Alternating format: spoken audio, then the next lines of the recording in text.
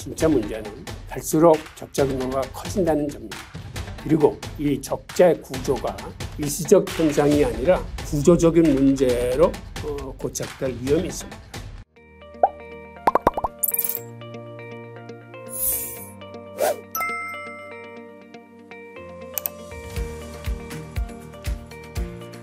안녕하세요. 홍익희입니다. 오늘은 구조적 무역 적자 늪에 빠져들고 있는 우리나라 무역 구조에 대해서 한번 알아보겠습니다. 말씀드릴 차례는 지금 화면에 보이는 이 순서대로 말씀을 드리겠습니다. 현재 사상 최대의 무역 적자가 진행 중입니다. 4월 말 현재 수출입 동향을 살펴보면 수출은 2,011억 불로 전년 동기 대비 마이너스 13%, 수입은 2,262억 달러로 전년 동기 대비 이것도 마이너스 5%입니다. 그런데 문제는 수입보다 수출이 더 큰 폭으로 줄어들고 있습니다. 이 이야기는 어떤 걸 의미하냐면 그만큼 무역 적자 폭이 크게 늘어나고 있다는 의미입니다. 지난 4개월간 무역수지 적자를 합계를 내보면 약 250억 달러의 적자가 났습니다. 그만큼 우리가 벌어들이는 것보다 쓰는 돈이 더 많다는 의미입니다. 이 무역 적자 폭은 전년 동기 대비 자그마치 365%나 됩니다. 그만큼 무역 적자가 아주 큰 폭으로 늘어나고 있습니다. 한마디로 사상 최대로 적자폭이 증가하고 있습니다. 이 옆에 보이는 그래프가 지난 25년간의 우리나라 무역 수지를 담고 있는 그래프인데요. 우리가 대부분은 흑자를 보았습니다. 이 그래프에서 보면 2008년도 글로벌 금융위기 당시만 경미한 적자를 보고 나머지는 우리나라가 계속 흑자를 보고 있었는데 최근 들어와서 지난해서부터 우리나라 적자폭이 아주 거세게 심각할 정도로 늘어나고 있습니다. 자, 이 그래프 한번 보시죠. 이 그래프를 보면 무역 적자가 가속화되는 그 폭이 너무 충격적입니다. 지금 그래프를 보면은 우리가 1997년 IMF 사태 때 0 밑으로 내려가는 무역 적자를 본 걸 보실 수 있고 그 다음에는 2008년도 글로벌 금융위기 때 우리가 적자를 본 걸 볼 수 있습니다. 그런데 지금의 적자폭은 이때보다도 훨씬 거세게 적자폭이 확대되고 있습니다. 이 그래프를 보면 감적으로 상황이 예사롭지 않다고 느끼실 겁니다. 자, 이렇게 적자가 누적되면 이거는 잘못하면은 1997년 IMF 사태처럼 우리가 외환 위기를 맞을 수도 있습니다. 만약 무역 적자가 가속화돼서 실제로 외환 위기가 오면 어떠한 상황들이 펼쳐질까요? 미리 막을 수 있는 방법들에는 어떤 게 있을까요? 무역 적자가 계속돼서 외환 위기가 온다면은 일단은 무역 적자를 줄여야겠죠. 미리 막는다는 건. 그런데 무역 적자가 많아진다고 해서 그 나라 외환이 그것에 비례해서 고갈되는 건 아닙니다. 왜 그러냐면 자본 수지라거나 서비스 수지라는 게 있어서 궁극적으로는 이것들을 더한 경상수지 적자가 나야 되는 거거든요. 그러니까 무역 적자가 누적되면은 경상수지도 적자가 날 확률이 늘어나는데 궁극적으로는 경상수지 적자가 누적되면은 외환위기가 와요. 자, 우리나라는 세계 경기에 가장 취약한 나라 중에 하나입니다. 그 이유는 우리 국가 경제에서 차지하는 무역 의존도가 80%가 넘는 나라입니다. 한마디로 우리나라 국가 경제는 우리 수출입에 달려 있습니다. 우리가 수출을 많이 해서 흑자를 많이 보면 우리나라의 펀더멘털은 강해지는 거고 우리가 수출을 못하고 오히려 수입 많이 해서 외환을 많이 쓰면 우리 살림은 힘들어지는 겁니다. 그래서 여기서 우리가 짚고 넘어가야 될 문제는 최근에 미중 패권 전쟁이 새로운 신냉전 시대로 접어들고 있습니다. 이 신냉전 시대라 하면 이제는 미국과 서구를 중심으로 한 자본주의 국가들하고 그 다음에는 중국과 러시아와 브릭스와 제3세계를 한편으로 하고 있는 그러한 공산주의 국가와 제3세계 국가 간에 일종의 편가르기가 진행되고 있습니다. 그런데 우리는 무역으로 먹고 사는 나라이기 때문에 이런 편가르기에 가담해서 반쪽 무역만으로는 먹고 살 수 없는 나라입니다. 그래서 지금 세계의 경제 환경, 무역 환경은 점점 우리한테 불리하게 진행되고 있고, 그리고 이러한 식냉전 시대의 편가름에 우리나라가 함부로 일방적인 참여를 해서 다른 반쪽을 잃어버리는 그런 우를 범해서는 안 될 것 같습니다. 그리고 또 하나의 문제는 지난해서부터 우리나라는 이미 구조적인 무역 적자늪에 빠져들고 있다는 사실입니다. 우리나라 펀더멘털이 급격히 나빠지고 있습니다. 즉 버는 돈보다 쓰는 돈이 더 많아지고 있는 구조로 치닫고 있습니다. 즉 무역 적자 폭이 굉장히 커지고 있다는 걸 의미하는 건데, 그래서인지 IMF는 올해 세계 경제 성장률을 상향 조정하면서 유독 한국과 영국을 경제 성장률을 하향 조정했습니다. 그리고 IMF의 수석 부총재는 한국의 경제 성장률을 하향 조정한 이유는 향후 고금리 기조와 무역 역조 때문이라고 밝혔습니다. 그리고 한국의 펀더멘털이 급격하게 나빠지고 있는 이유는 세계 경기 침체에 가장 취약한 나라가 우리나라이기 때문입니다. 그리고 IMF가 걱정하는 건 한국의 생산성 장기 추세 하락이 두드러지고 있으며, 그다음에 19%에 육박하는 한계 기업이 한국 경제한테는 짐이 된다라고 보고 있습니다. 그런데 이러한 IMF의 전망이 개인적으로는 틀리기를 바라는데, 그럼에도 불구하고 그들이 전문가 집단답게 우리의 상황을 제대로 보고 있는 것 같습니다. 그 이유는 우리의 무역 수지가 예상외로 너무 급격히 나빠지고 있는 데에서 그 단초를 볼 수 있습니다. 지금 우리나라 무역 적자는 자그마치 16개월이라는 오랜 기간의 적자 행진을 하고 있는데, 문제는 이러한 적자가 달이 지날수록 더 크게 강하게 진행된다는 점입니다. 우선 지난해 적자 규모가 478억 달러로 사상 최악이었습니다. 이 적자 규모는 IMF 사태나 2008년 글로벌 금융위기 때보다도 그 규모면에서 훨씬 더 컸습니다. 그런데 진짜 문제는 갈수록 적자 규모가 커진다는 점입니다. 그리고 이 적자의 구조가 일시적 현상이 아니라 구조적인 문제로 고착될 위험이 있습니다. 올해 4월 말 현재 무역 적자가 약 251억 달러 정도 봤는데, 이 수치는 이미 지난해 적자 478억 달러의 절반을 넘어섰습니다. 52.4% 정도인데, 이대로 가면 올해 무역 적자는 상당히 클 것 같습니다. 게다가 올해 1분기에 우리나라 경상수지는 11년 만에 처음으로 경상수지 적자를 보았습니다. 그래서 이대로 무역 적자 폭이 커진다면 올해 경상수지조차 안심할 수 없는 그런 상황이 될 것 같습니다. 그렇다면 과연 우리 무역에 무엇이 문제일까요? 제가 보는 견해로는 품목 요인에서 두 가지가 있습니다. 하나는 우크라이나 전쟁으로 에너지 수입 가격이 급등했습니다. 또 하나는 반도체 수출이 너무 급격하게 줄어들고 있습니다.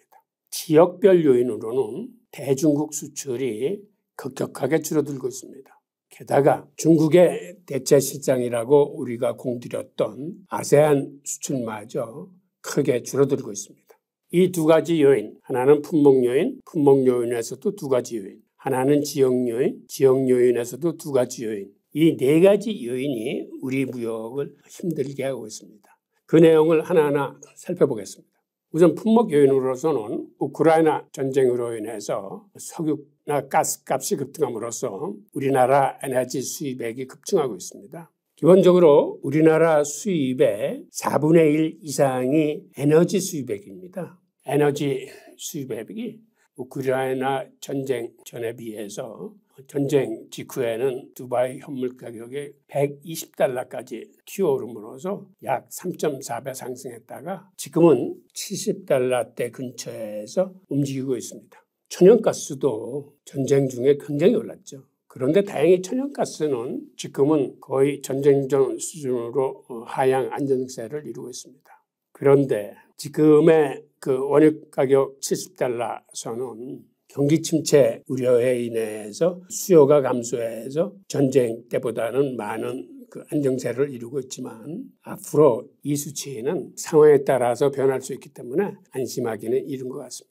또 하나의 요인은 반도체 수출 급감이 심각한 정도입니다. 올해 들어와서 반도체 감소율을 보면 1월 달에 마이너스 44.5%, 2월 달에 42.5%, 3월 달에 34.5%, 지난달에 41%로 대부분 40% 선에서 급감을 했기 때문에 이 수치는 굉장히 높은 수치입니다. 보통 우리가 수출해서 3, 4%만 감소해도 피부로 느낄 정도인데 이게 40% 정도 감소했다는 얘기는 우리나라를 먹여 살리는 가장 큰 비중이고 중요한 수출 품목이 이렇게 크게 감소한다는 것은 굉장한 타격이자 우리나라 앞으로의 수출을 다시 한번 기본서부터 점검해야 되는 아주 중요한 그 요소입니다. 게다가 반도체 수출 못지않게 불안한 요소는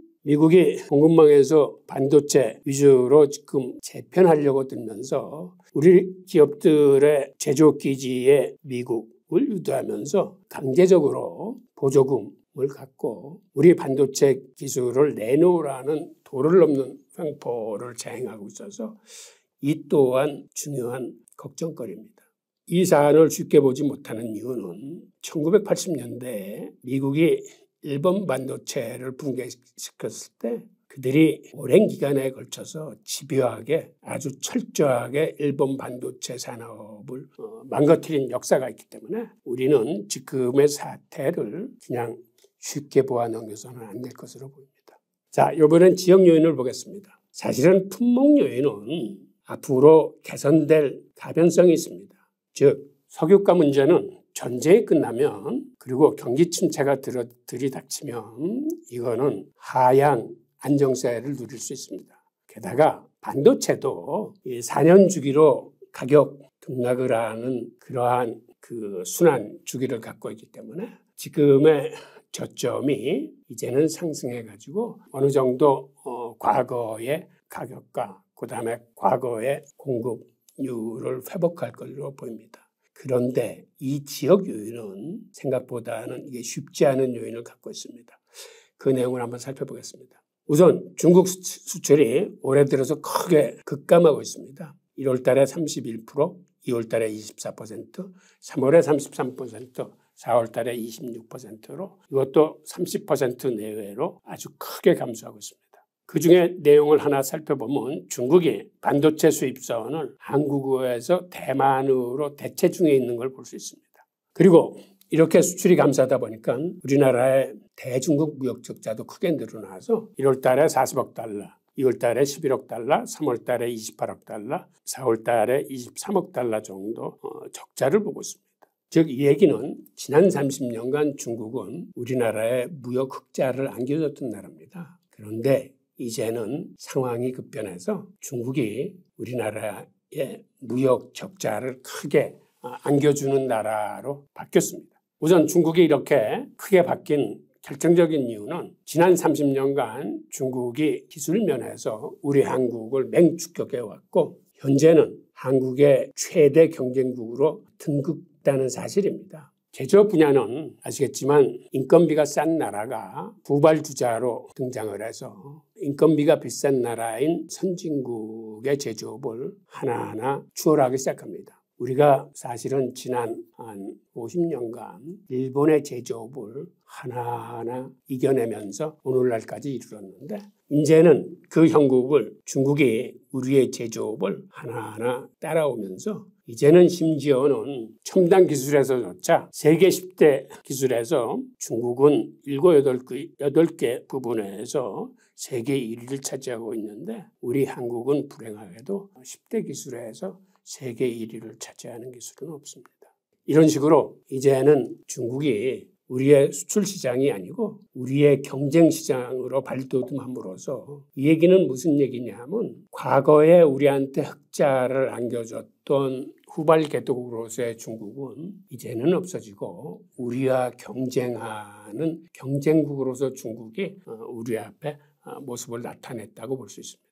게다가 양국 간의 분업 구조가 지금 깨지고 있습니다. 과거에는 우리 기업들이 중국에 많이 진출해서 한국이 중국에 중간재를 보내면 중국에 있는 기업들이 그걸 받아서 완제품을 만들어서 세계 각곳에 수출하는 이런 시스템이었습니다. 그런데 최근 들어와서는 이러한 구조가 깨지면서 중국 스스로 중간재를 개발을 해서 그들이 완제품을 만들어서 수출을 함으로써 이제는 한국으로부터 중간재를 많이 갖고 들어가지 않습니다. 이러한 요인으로 인해서 중국은 과거의 무역 흑자국에서 이제는 우리한테 적자를 안겨주는 나라로 전환이 됨으로써 이게 우리 무역의 구조적인 문제를 만들어 주고 있습니다. 게다가 중국의 대체 시장이라고 생각되는 아세안 수출마저 급감하고 있는데 1월 달에 20%, 2월 달에 16%, 3월 달에 21%, 4월 달에 26%나 감소했습니다. 이것도 기본적으로 20% 내외로 지금 감소하고 있는데 특히 아세안 중에서도 베트남의 수출 감소가 두드러집니다. 그 이유는 베트남이 수입선을 중국으로 옮기면서 대중국 수입 비중이 늘어나고 있습니다. 이로 인해서 그간 아세안에서 우리가 무역 흑자를 많이 봤었는데 이제는 아세안 시장마저 중국 시장과 같이 우리한테 효자 시장으로 바라보기는 이제 힘든 형국으로 접어들고 있습니다. 이 두 가지 요인으로 인해서 즉 중국과 아세안의 수출 시장의 구조가 바뀜으로써 우리나라의 구조적인 무역 적자, 늪에 빠져들고 있다라고 말씀드릴 수 있습니다. 생각보다는 상황이 좀 심각한 현상입니다. 자, 그렇다면 과연 이것에 대한 대처 방안이나 대응 방안은 없는지 한번 살펴보겠습니다. 일단 이러한 수출 감소와 무역 적자 확대에 대한 대응 방안은 보통은 단기 전략과 중장기 전략으로 나눠볼 수 있는데 지금과 같이 이렇게 상황이 심각한 상황에서는 단기 전략보다는 장기적 관점에서 전략적 대응이 중요하다고 보여집니다. 우선 우리나라의 지금 적자폭을 늘려주고 있는 에너지 수입에 대해서 한번 살펴보겠습니다. 에너지 수입 같은 경우 우리나라 수입액의 4분의 1 수준이 약간 넘는 수준으로 지난해에는 약 26%가 에너지 수입이었습니다. 그런데 이 에너지 수입을 줄이려면 어떻게 해야 될까요?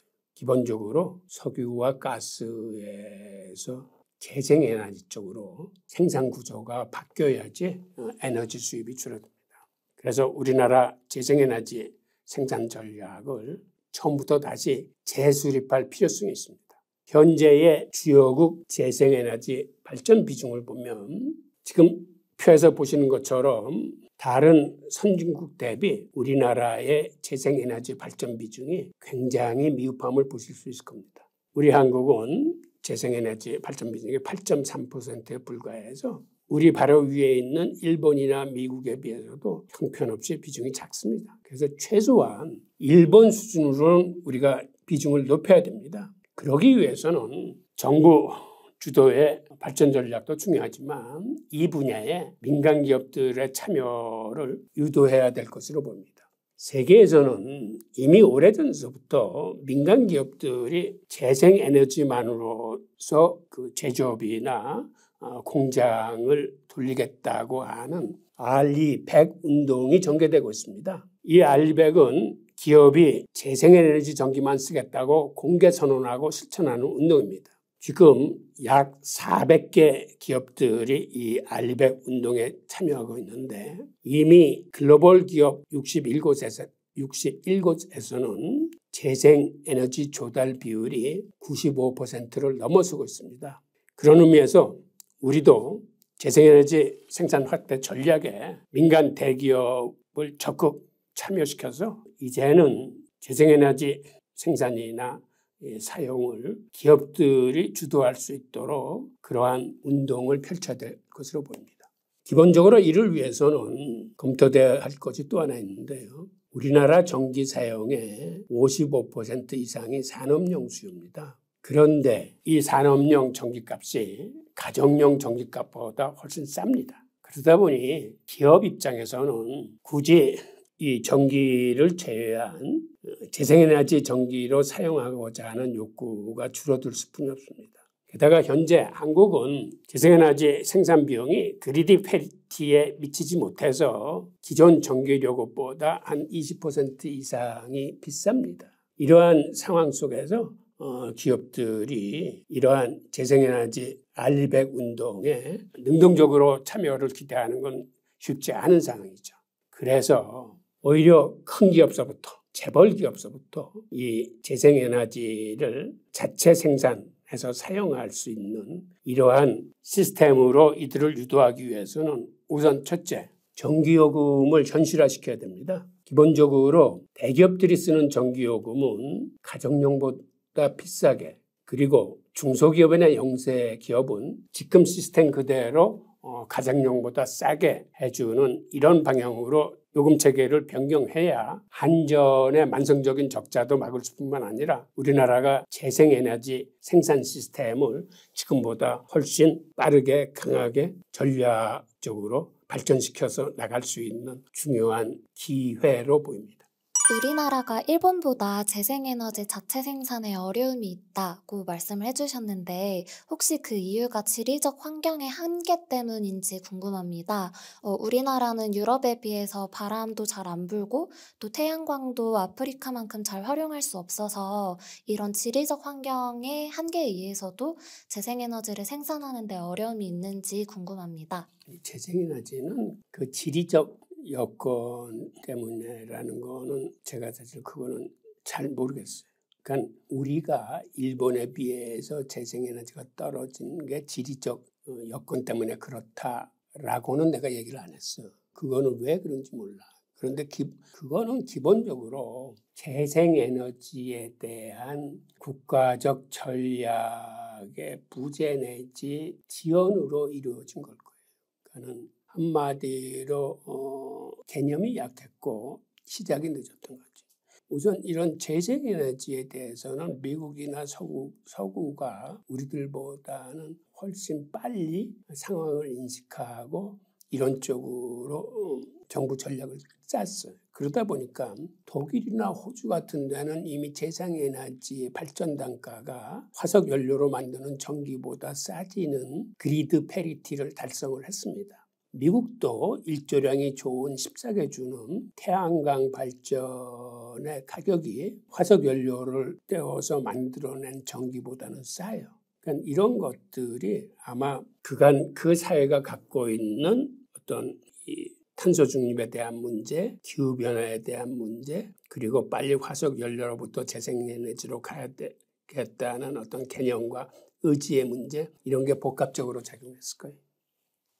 자, 재생에너지 부분에서 다시 조금 더 설명을 드리자면 이미 세계 민간기업은 이 R200에 참여해서 능동적으로 기업 스스로가 재생에너지 생산이나 사용에 적극적입니다. 그러다 보니까 지금 전 세계 한 400개 기업들이 이 R200 운동에 능동적으로 참여가 있는데 그중에 한 절반 정도는 100% 재생에너지만을 쓰고 있습니다. 그리고 이들의 참여로 인해서 발전 단가라거나 이런 재생에너지 확대를 하겠다는 사회적 공감대가 늘어남으로써 이 재생에너지 발전 단가가 화석연료를 쓰는 그러한 전기 생산 발전 단가보다도 더 싸지는 그리드 패리티에 도달한 나라들도 있습니다. 한마디로 독일이나 호주는 재생에너지 발전 단가가 이런 석유나 가스로 생산하는 전기요금보다 지금 더 쌉니다. 심지어 미국의 일조량이 좋은 14개 주도 그리드 패리티를 달성해서 그들의 재생에너지 발전 단가가 화석연료 발전 단가보다 더 싸지는 단계로 접어들었기 때문에 이들의 재생에너지 생산 확대 속도는 우리보다는 굉장히 빠른 속도로 확대돼 나갈 것으로 보입니다. 우리나라는 아직까지 그리드 패리티에 도달하지 못해서 재생에너지 발전 비용이 화력 발전보다 지금 한 20% 이상 비싼 걸로 알고 있습니다. 에너지 수익 감소를 위해서 아까 말씀드린 구조적 대응책을 마련하기 위해서는 일단 전기요금의 구조 개편이 이루어져야 하는데, 다시 한번 강조하지만 대기업의 전기요금을 주택용, 일반용, 그리고 중소기업용 전기요금보다 높게 책정해야 이들이 신재생 발전 쪽으로 달려갈 수 있는 그런 기본적인 여건이 마련됩니다. 현재 전기요금은 산업용이 킬로와트당 105원 정도로 주택용 109원, 일반용 128원보다 훨씬 싼 현실입니다. 옆에 보이는 표처럼 산업용에 쓰이는 전기가 한 56% 정도 되고 상업용에 쓰이는 게 한 22%.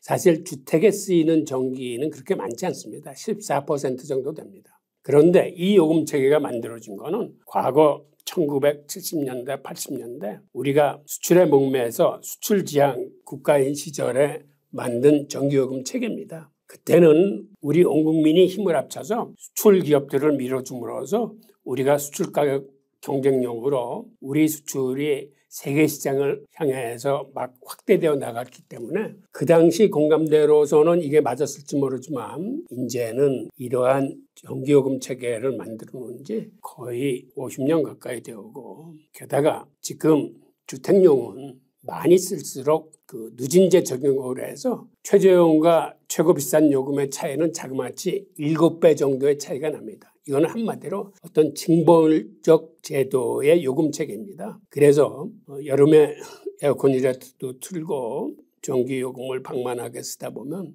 전기요금이 폭탄이 돼서 날아드는데, 그런데 지금의 시대에서는 이런 주택용 전기요금을 누진세까지 붙여가면서 이렇게 강하게 유도하는 것은 오히려 서민들이 삼성이나 현대 등 재벌기업의 전기요금을 보조하는 이러한 시스템이기 때문에 이제는 오히려 수출 기업보다는 서민들의 생활요금을 고려하는 쪽으로 전기요금이 개편돼야 될 것으로 봅니다.